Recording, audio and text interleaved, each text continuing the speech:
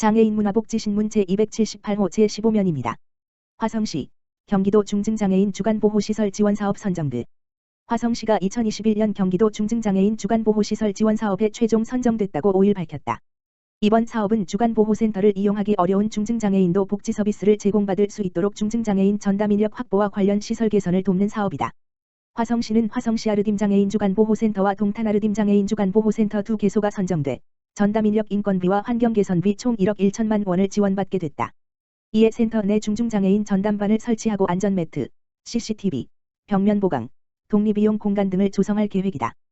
또한 사람 중심 계획, PCP, 퍼선 센터드 프랙티스을 바탕으로 AAC, 보안 대체 의사소통, 활동과 정서 여가 활동, 의료 등 다양한 서비스 제공할 방침이다.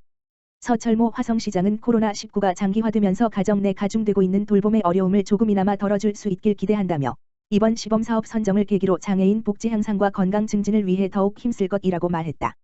한편 이번 사업은 올 12월까지 시범 운영되며 제1회 추가 경정 예산 반영을 통해 오는 5월 중 시행될 예정이다. 화성시, 찾아가는 백신 접종 시작. 23일까지 서남부권 210명, 동부 동탄권 90명, 촉탁의 방문 접종 501명 접종 완료. 화성시는 3일 백신 접종 차량을 배치하고 요양시설 및 정신재활시설을 대상으로 찾아가는 백신 접종을 실시한다고 밝혔다. 시는 의사 1명, 접종 간호사 1명, 모니터링 간호사 1명, 행정인력 2명, 이송요원 1명 등 6명으로 구성된 보건소 방문 접종 3개 팀과 촉탁의사 1명, 촉탁의료기관 간호사 2명, 행정인력 1 물결표 사인 2명으로 구성된 촉탁의 방문 접종 지원팀을 구성하고 방문 접종을 실시한다.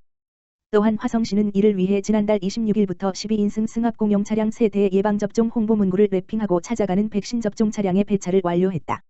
화성시는 백신 접종 시 일어날 수 있는 이상 반응이나 응급 상황에 신속히 대처하기 위해 접종이 이루어지는 요양병원이나 요양시설의 보건소 구급차 및 119 구급대, 백신 접종 차량 등을 배치해 신속한 이송과 응급처치가 이루어질 수 있도록 119 안전센터와 응급이송병원과의 협력체계도 구축했다. 화성시는 3월 2일부터 23일까지 서남부권 9개소 210명, 동부 동탄권 2개소 90명, 촉탁의 방문 접종 23개소 501명에 대한 예방접종을 완료한다는 계획이다. 서철모 화성시장은 집단위험시설이 높은 요양시설 및 정신재활시설에 찾아가는 백신 접종을 실시함으로써 편리하게 접종을 받음은 물론 시민들의 건강과 안전을 지키는 데 최선을 다할 것이라며 집단면역 형성을 위해 거리두기 및 방역수칙 준수 등 시민들의 적극적인 협조를 당부드린다고 말했다. 한편 화성시는 오는 11월까지 18세 이상 전 시민 무료 접종 70% 이상, 47만 명, 을 대상으로 백신 접종을 완료하고 집단면역 확보를 목표로 하고 있다. 하남시 장애인 복지관, 김덕만 박사와 함께하는 고충 없이 잘 사는 법 초청 특강. 하남시 장애인 복지관은 지난달 26일 청렴교육 전문 강사인 김덕만 박사, 전 국민권익위원회 대변인을 초청하여 소양교육 특강을 실시했다. 1부, 2부로 나눠 진행한 이번 특강에서는 고충 없이 잘 사는 법이라는 주제로 하남시 장애인 및 비장애인의 권익 증진과 고충을 덜 수 있는 다양한 민원 처리 제도를 소개하면서 불편한 민원들을 해결할 수 있는 노하우를 설명하였다. 특히 이번 특강에서는 각종 행정에 비롯되는 민원을 안내하는 전화 배결번 활용법과 국민신문고, www.fpl.kr 행정심판부패신고, 1398, 제도들을 동영상과 그래프로 사례를 들어가며 알기 쉽게 전했고, 방문 전화 이메일 문자 등 다양한 수단으로 고충을 신고 처리하는 방법도 안내했다. 이에 앞서 진행된 일부 직업의 세계와 인생노트 특강에서 김덕만 박사는 교수 대변인 기자 경찰 연구원 등 12가지 공직을 경험한 사례를 들며 청렴에 대한 본인의 원칙을 강조하고 온정 연고주의가 강한 우리 사회에 가진 자와 배운 자들의 부정채용 세치기 반칙 소행이 적지 않다며 이를 근절하는 캠페인을 전개하자고 제안했다. 하남시 장애인 복지관 민복기 관장은 이번 강의를 통해 하남시 장애인 및 비장애인의 권익 증진에 대한 이해도를 높일 수 있었으며 박사님의 원칙처럼 청렴한 하남시 장애인 복지관이 될 수 있도록 지속적으로 노력하겠다라고 말했다. 이날 김덕만 박사는 하남시 장애인의 권익을 증진할 수 있도록 특강비를 복지관에 전액 후원하였다. 자세한 사항은 홈페이지 http://www.henemrehab.or.kr 및 대표전화, 지역번호 031-794-2266를 통해 문의할 수 있다. 하남시 장기요양기관 협회와의 간담회에서 코로나19 방역 우수 사례 공유. 요양시설 코로나19 백신 예방접종 일정 안내, 코호트 격리 대응 방안 등 논의, 요양시설 내 코로나 발생 관련 대응 우수 사례 공유. 하남시, 시장 김상호는 지난 26일 하남시 장기요양기관 협회와 간담회를 열어 코로나19 방역 우수 사례를 공유하고 코호트, 동일 집단, 격리 대응 방안 등을 논의했다고 밝혔다. 간담회는 김상호 하남시장과 임성수 하남시 장기요양기관 협회장 및 회원 20명, 관계 공무원 등이 참석한 가운데 온라인 영상회의로 진행됐다.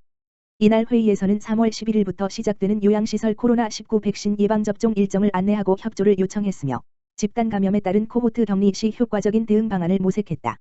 요양시설 내 코로나19 발생부터 종결까지 현장에서 실제 경험한 사례도 공유했다. 지난 1월 요양시설 종사자 1명이 가족을 통해 감염되었으나 시에서 선제 검사를 통해 감염자를 조기 발견하고 전수 검사를 실시하는 등 신속히 대응했으며 요양시설에서도 평소 마스크 착용과 소독 환기 등 방역 조치를 철저히 이행한 결과 1명의 추가 확진자도 없이 집단 감염을 차단했다. 김상호 하남시장은 민관의 적극적인 협력으로 지금까지 하남시 요양시설에서 집단 감염이 1건도 발생하지 않았다며 이번 간담회가 코로나19 예방을 위해 더욱 긴밀히 협력하고 소통하는 계기가 되길 바란다고 말했다. 사랑의 이웃 돕기 벨톤 보청기 세대 평택시 취약계층의 지원. 벨톤 보청기 본사 대표 김기업와 평택지점 원장 김성웅 은 지난 4일 평택시 취약계층을 위해 개당 200만원 상당의 맞춤형 보청기 세대 600만원 상당을 기탁했다. 김성웅 원장 평택지점 은 난청으로 힘들지만 각종 검사비 및 보청기 금액이 부담되어 고통을 참고 있는 어려운 이웃의 불편함을 나누고자 나눔에 동참하게 됐으며 이번을 계기로 꾸준히 나눔을 실천하겠다고 말했다.